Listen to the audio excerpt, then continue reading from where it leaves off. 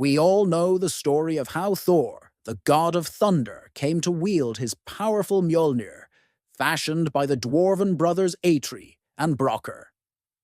Since then, the hammer had permanently remained at Thor's side and always returned to his hand when thrown. What is less known, however, is the story of when the mighty hammer was briefly stolen and the lengths Thor went to retrieve it. One morning, Thor woke up at his usual time. With a yawn, he lazily reached for his Mjolnir, which normally rested under his pillow of clouds. However, the roar of rage that followed was enough to let everyone in the palace know something was amiss. Alas, the hammer was gone. Thor began turning the palace upside down in a fervent search for the hammer. His eye darted to every corner and his hands pried under every cloud, but to no avail. Everyone shuddered at the thought of what would happen if the enemies of Asgard were to discover that the weapon they feared so much was no longer within the dwelling place of the gods. Someone must have stolen it, Thor thought to himself, just as his mind turned to Loki, the god of mischief, trickery, and deception. Ever since Loki had his mouth sewn by Brokkr, the dwarf, and his brother, he'd held a silent grudge against Thor, which gave Thor reason to suspect his brother. Only this time, he was wrong. When confronted, Loki managed to convince Thor that he had nothing to do with the loss, and even volunteered to help him find the precious hammer. Thor agreed. That's when Loki pointed out something Thor had missed in his search.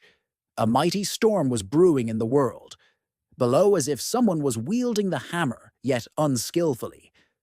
According to Loki, that couldn't be anyone else but Thrym, the mighty giant who hated and coveted Thor's power in equal measure.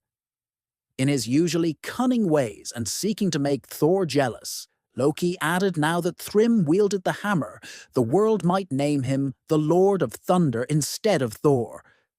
Thor's anger slightly warmed up Loki's insides, but even then, he understood the perils that might befall all of them if they didn't retrieve the hammer. So, he calmed down Thor and came up with a shrewd plan. For without his hammer, even a mighty god like Thor was no match for Thrym the giant in physical combat. But to execute his plan, Loki needed Freya's falcon dress. In all of Asgard, none a maiden could be found to match Freya's beauty. She was the fairest, sweetest, and loveliest maiden that had ever been seen. Hearing Thor's predicament, Freya was quick to lend him her magic dress that gave the wearer powers of flight. With this dress, Loki immediately took flight to the world below and across the great ocean, whose end no man knows. Finally, he came to the dark country where it's always winter and jagged mountains shoot up from the earth like the gnarly fingers of an old witch.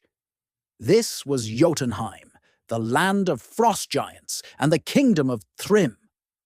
Loki found Thrym playing with his dogs and horses outside his palace. In quiet terror, he observed to himself that they surely didn't call him the giant king for nothing.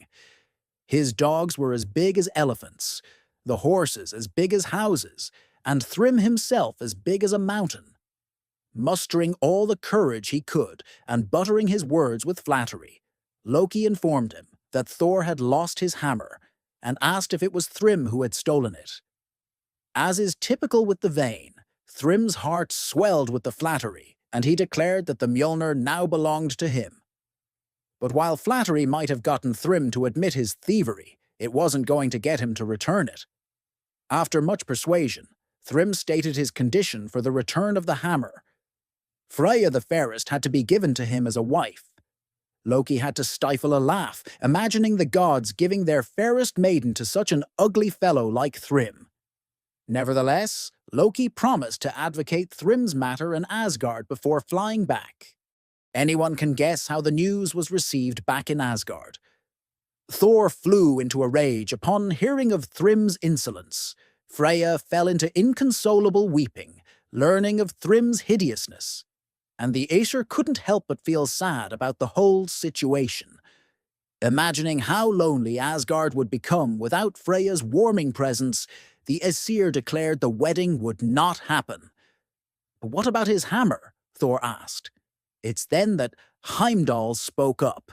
Now, Heimdall was the wisest god of all the Aesir, for he could see into the future. He was the sleepless watchman who sat on guard at the entrance of the Rainbow Bridge, which leads to Asgard, and his teeth were made of solid gold. His plan involved dressing up Thor like a bride and sending him to Jotunheim to win back his hammer from Thrym. Dressing up the powerful Lord of Thunder, protector of Asgard and mankind, as a girl. The embarrassment. Thor would never hear the end of it. Neither in Asgard, the land of the giants, nor in the land of the puny dwarves themselves. Understandably, he resisted the proposal fiercely.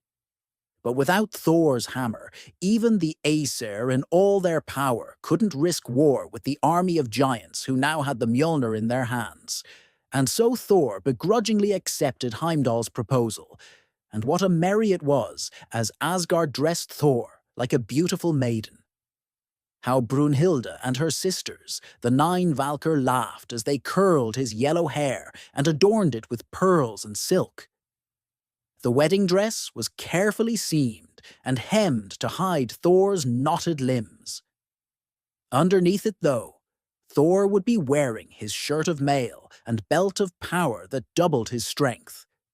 Finally, with Freya's famous necklace of starry jewels, a girdle of a jingling bunch of keys, and a long veil of silver white to hide his beard and furious eyes, the bride, Thor was ready. With great laughter and cheer among the Aesir, Thor and Loki, as his handmaiden set off for Jotunheim, where Thrym was eagerly waiting for his bride.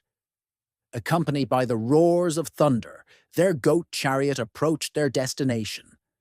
Stepping out of his castle, Thrym caught sight of the 2 maidens approaching and excitedly ordered preparations for the ceremony.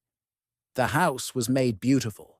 The golden-horned cows and coal-black oxen were brought out, and all of Thrym's golden jewels were laid out to dazzle the fairest maiden of all. Finally, the 2 maidens stepped out of their chariots.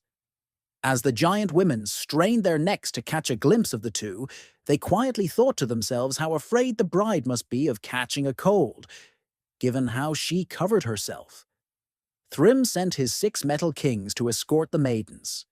These were the Gold King, the Silver King, the 2 Dark Kings of Iron and Lead, the Copper King, and the Tin King. In they went into the castle, where a great banquet had been prepared in their honor. On a golden throne sat Thrym, uglier than ever, despite his purple and gold finery. Beside him, the still-veiled bride sat and her handmaiden stood close by. As befitting of giants, the dishes were served in massive portions. Entire cows roasted and served whole, platters as wide across as a ship's deck, plums as big as footballs, and a wedding cake as huge as a snow-capped haymow graced the table.